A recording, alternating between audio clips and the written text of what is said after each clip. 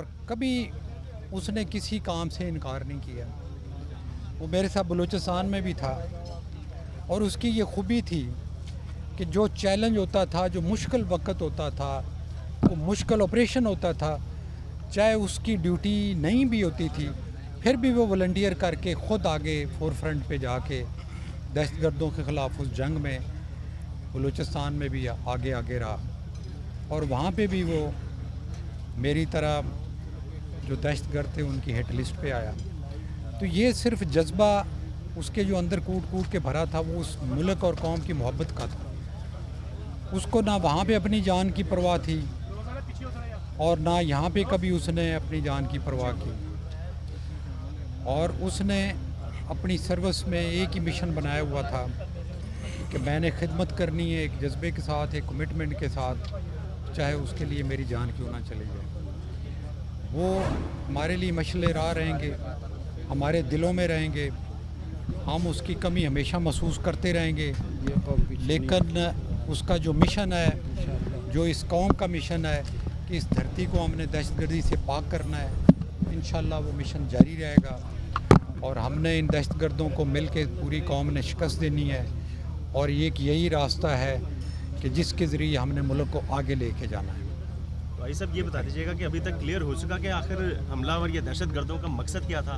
کیا پولیس کو ٹارگٹ کیا گیا یا صرف وہ موب میں آئے اور اس وقت تو دھماکے سے اڑا لیا؟ یہ تو کلیئر ٹارگٹ جو تھی وہ پولیس تھی, کیونکہ مجمع تو وہاں پہ کافی موجود تھا. اگر اس نے مجمع میں جانا ہوتا تو وہ مجمع میں جا سکتا تھا, کیونکہ اس وقت ڈسپرسل کا اعلان ہو گیا تھا. لیکن وہ پولیس ہی ٹارگٹ تھی. اور ہماری بدقسمتی یہ ہے کہ مبین شہید اور زاہد گوندل شہید جو ہیں وہ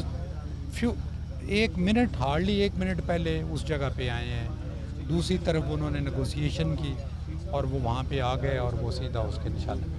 ایسا ابھی تک تحقیقات کہاں تک پہنچی ہیں اور گرفتاریاں کیا ہوئی ہیں ابھی تک؟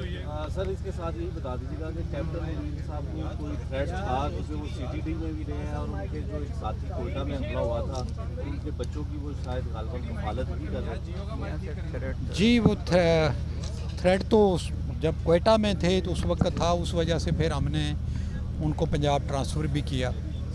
اور باقی جہاں تک تفتیش کا تعلق ہے, آپ کے علم میں ہے کہ جو ٹیررزم کی تفتیش ہوتی ہے اس میں وقت لگتا ہے, لیکن ہمارے پاس کلوز ہیں. ایجنسیاں اور پولیس CTD سارے مل کے دن رات کام کر رہے ہیں. جس طرح ہم نے پہلے بھی لاہور میں جو دہشت گردی کے واقعات ہوئے ان کے ملزمان کو ٹریس بھی کیا, ان کو کیفر کردار تک بھی پہنچایا, ان میں سے کچھ گرفتار ہوئے اور وہ ابھی ان کے کیس زیر سماعت ہیں. اور انشاءاللہ یہ کیس بھی ہم ضرور ٹریس بھی کریں گے اور ملزموں کو کیفر کردار آگے کیا لایا جائے گا؟ کیا آئندہ احتجاج کی اجازت ہوگی مال روڈ پر یا کہیں بھی, یا پھر پولیس کی سیکیورٹی کے کیا انتظامات ہوں گے؟ دیکھیں یہ فیصلہ عوام نے کو بھی کرنا ہے, حکومت کو بھی کرنا ہے. یہ عوام کو بھی سوچنا چاہیے کہ کیا سڑکوں پہ اس طرح سڑکیں بند کر کے کیا دوسرے ہزاروں لاکھوں شہریوں کے لیے جو وہ مصیبت بنا رہے ہیں, یہ ان کے سوچنے کی بات بھی ہے. Thank you very much. Thank you sir.